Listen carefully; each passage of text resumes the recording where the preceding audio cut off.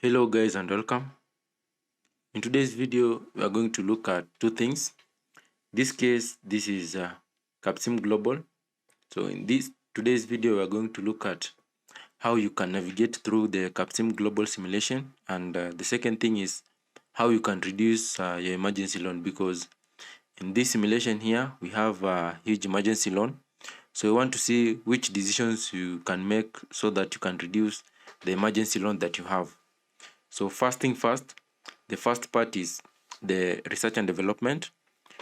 Under the research and development, here is where we make decisions in terms of designing the product. If you look at my product, we have three products. We have Becker, we have Bid, and we have Bid.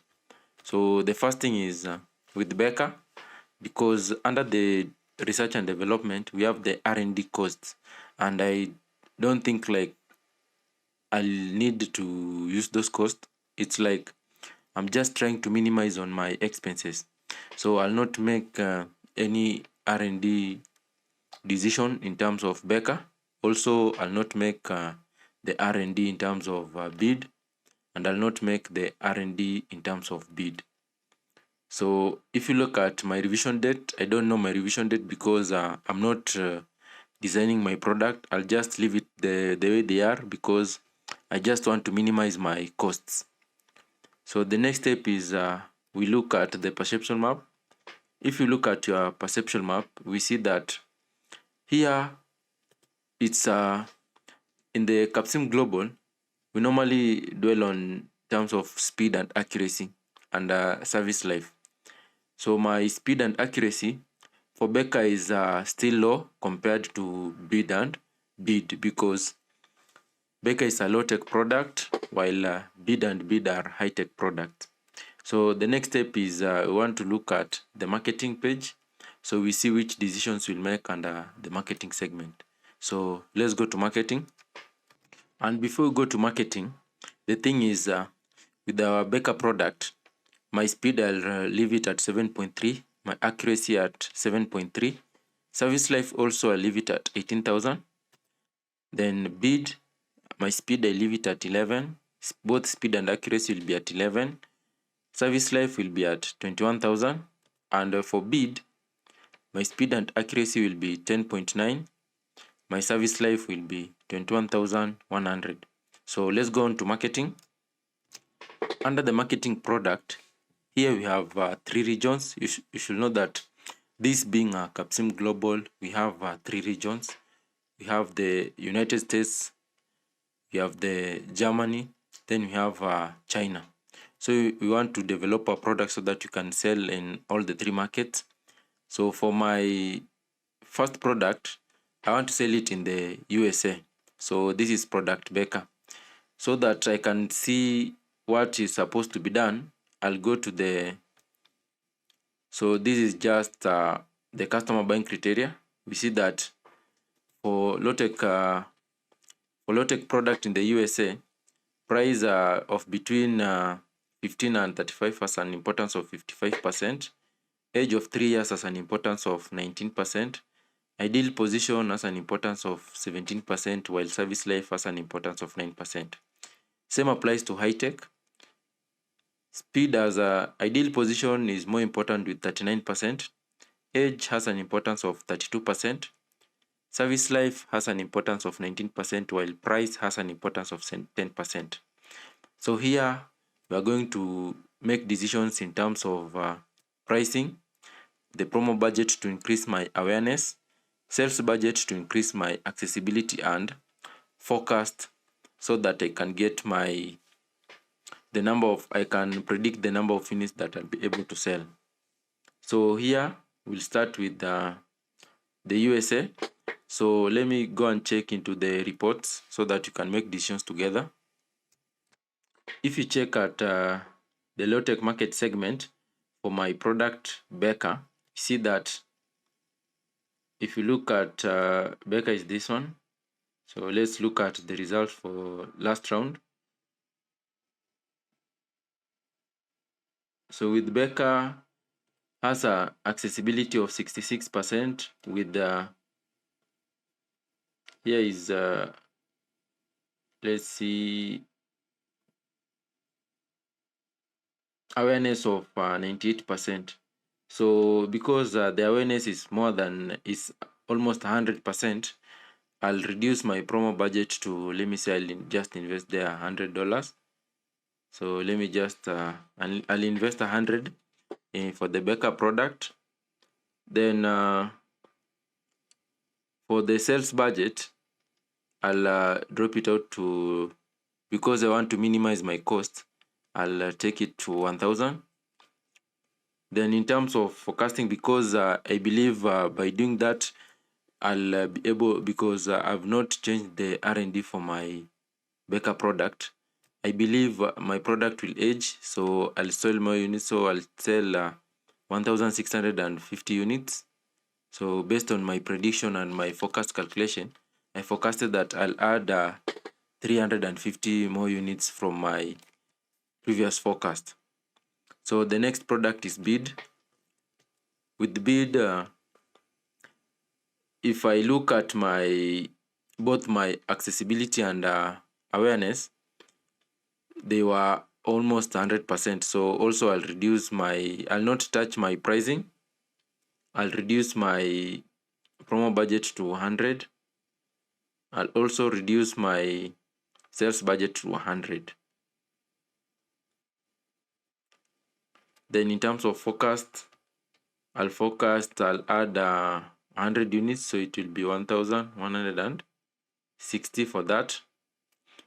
Then for my bid product in the USA, also I'll reduce my promo budget to 100, my sales budget to 100, and my forecast I'll top it out to the maximum, which is 800. So that's it for my products in the United States. So let's go to Germany. So with Germany, here I'll not touch my price. Again, my promo budget, I'll reduce it to 100. My sales budget, I'll reduce it to 100. While my forecast, I'll top it up to, let me say, I'll just leave it at 700. Based from my forecast, I believe that I'll still maintain the number of units that I sold previously. Then in terms of pricing, for bid product, I'll not change it. I'll leave it at 42. So this is euros. Then for promo budget, I'll reduce it to 100. Then for sales budget, I'll reduce it to 500 because I'm almost reaching 100%, but this sales budget, I'll not reduce it further. Then for the bid product, I'll increase my price to 44. Then for my promo budget, I'll reduce it to 100. Then for my sales budget, I'll reduce it to 500. So let's go to production, where we see how many units we'll produce this year. So under production, for my bid product, since I don't have enough capacity and I'm just trying to pay on my emergency loan or reduce my emergency loan, at the same time giving you a navigation on how you can play with this simulation. So under the product, here is where you make decisions based on automation, based on the number of units that you'll produce, and based on the capacity of your company. So since I'm restricted, I don't have enough funds, I'm not able to increase my capacity. So for production, I'll not change the values for Becca because my plant utilization is almost it's 200%. So both the first shift and the second shift. So the first shift, I believe, is 100%. Then the other second shift is 100. So both shifts, the utilization is 200. So I'll not touch that one for Becca.